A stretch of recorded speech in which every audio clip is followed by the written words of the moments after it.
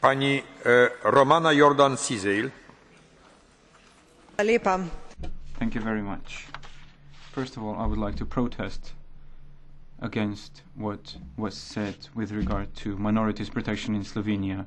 Slovenia has high standards for the protection of minorities, and we can only wish that the Slovenian minority in our neighboring countries would also have the same rights.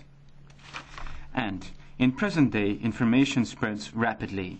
The more shocking the news, the faster it spreads. The truth, however, plays a secondary role. News that affect human health and food are especially interesting. In recent weeks, news about Codex Alimentarius broke by email in Slovenia.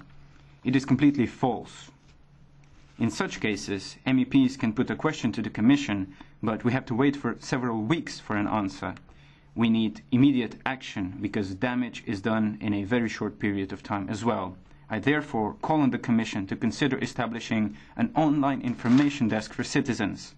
They would have thus a direct communication channel to the Commission. Thank you, Madam.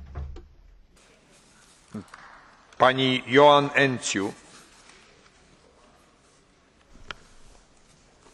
Stimate domnule președinte, dragi colegi.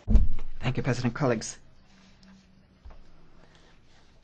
With the coming into force of the Lisbon Treaty,